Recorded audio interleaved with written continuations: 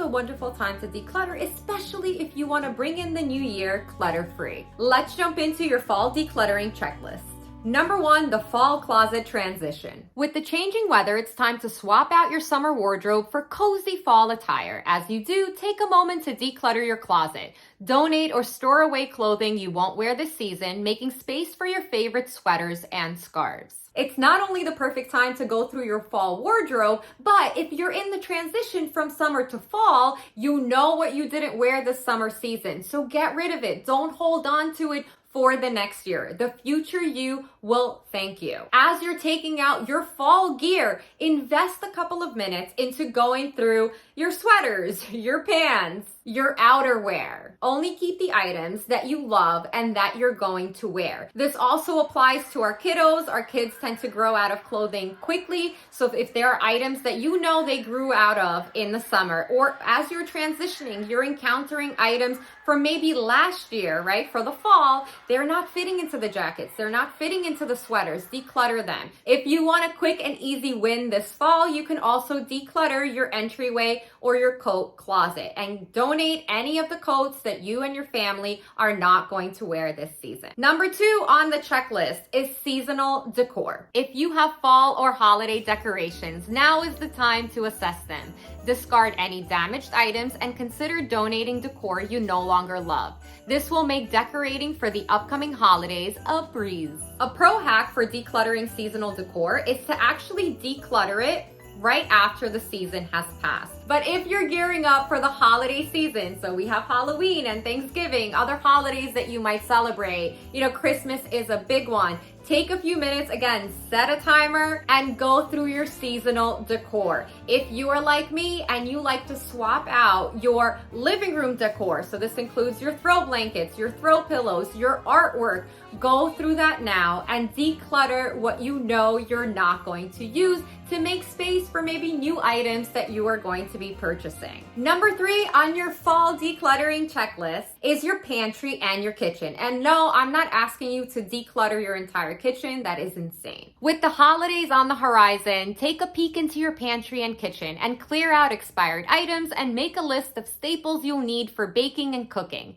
It's a great time to declutter kitchen gadgets you rarely use. This is just a friendly reminder that your pantry probably needs some love. You'll be surprised by the random items that you find in the back of your pantry. Invest 15 minutes, 20 minutes, go through your pantry, get rid of those things that you and your family do not eat, items that expire. You have food in your pantry that's currently still good.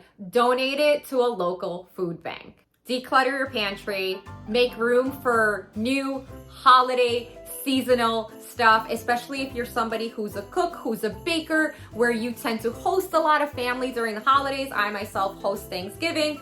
We want to make sure that you have enough space to house all of these items and reduce your stress and your overwhelm in your kitchen while you're meal prepping and hosting. If you're getting value from this video, contribute to my coffee addiction by smashing that like button. Next on the checklist, and this is something that I do in my home seasonally, and that is to create a cozy nook. Create a cozy reading nook or relaxation corner, mamas. You deserve it. Remove clutter from the space, add some comfy cushions, and prepare it for those moments of peace, tranquility, and family fun. Having a designated space in our home where we can this is mine behind me. It's a chair. My entire family loves to sit on it. My daughter, when we're watching a movie, will cuddle up with me. We usually have a lot of throw blankets. It's also the area in my home which I enjoy during the colder months to sit and read in and read a book. It's right by the windows. It's facing my plants. I absolutely love it. And I don't know, there's just something about the colder months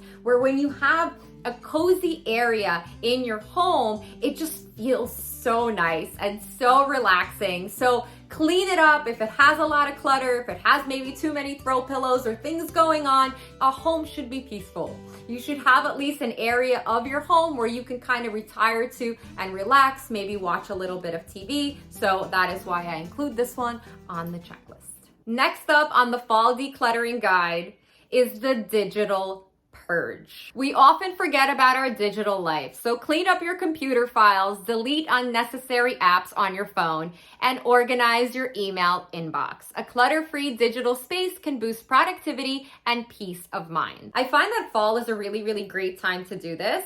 There's something lovely about preparing for the next year and kind of having your digital space clear. I think that we take a lot of photos and videos and we have all of these things, or maybe we're subscribed to a bunch of newsletters. So pick a day, do a digital purge, or if you only have 5 minutes as you're on your phone, maybe on Instagram or Facebook or something, being like, you know what, I'm gonna take a couple of minutes and I'm gonna delete a bunch of photos or delete a bunch of videos. As a hack, I also like to do this when I'm waiting. So like if I'm going to the doctor's office and I'm in the waiting room, I will do a digital declutter. So this can also be done while you're on the toilet. I don't know, if you take your phone when you're in your bathroom, again, instead of reading emails or being on social media, delete some digital stuff that you don't need. Next up on the fall decluttering checklist is garage and shed organization. As you prepare for fall gardening and storage, tackle the clutter in your garage or your shed.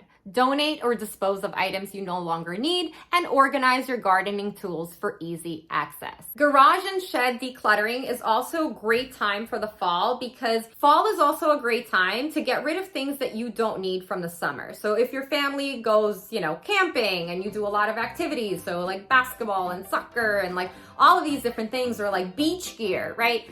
Invest a few minutes because it's still kind of fresh in your mind about what works, what doesn't work, what you use, what you didn't use, what you don't need, right? So you don't have to tackle your entire garage, like all of it, but just do a very quick inventory. And when your eyes spot something that you're like, this broke, why is this still in here, right? Get rid of it. Maybe there's exercise equipment that's in there, so you can sell it, you can donate it. Again, focus on quick wins, bulky items, and like those I'm all about quick and easy decisions. I'm not saying tackle sentimental items, right?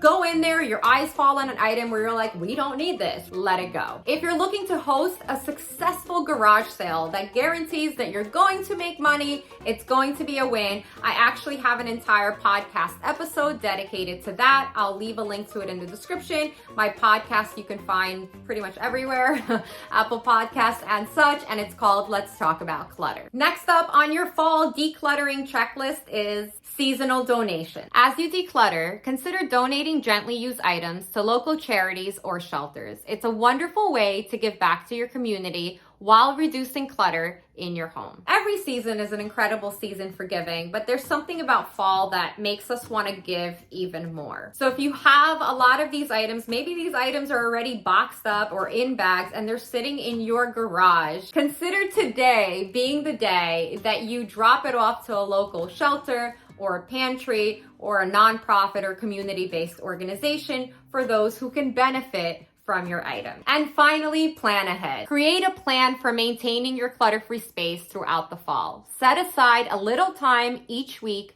for quick decluttering tasks to prevent the buildup of unnecessary items. Decluttering your home is an ongoing process. It's really not a once and done approach. We tend to even declutter the same area again and again and again, and that's normal. It doesn't mean that you didn't do a good job. This is just the nature of decluttering, that certain spaces we constantly declutter. A huge part of keeping a subjectively clutter-free home is maintenance. Creating a plan, doing a little bit each day or each week. Maybe it's 15 minutes, maybe it's 30 minutes. Sprints add up. So I highly encourage you to create a decluttering plan of all the spaces in your home that you wish to see clean, tidy, and organized. Create a little to-do list. It's subjective. It's whatever works for you and your family, and then continue to go down the list. And once you achieve your version of a clean, clutter-free, and tidy space, then maintain it. If you're somebody who's committed to ridding your home of clutter this fall season, you can check out this video here where I walk you through step-by-step how to declutter your space. Thanks so much for watching. If you enjoyed my video, don't forget to hit that like button and subscribe to my channel. I release brand new videos every Wednesday. As always, good luck on your decluttering journey, and remember to be good to yourselves.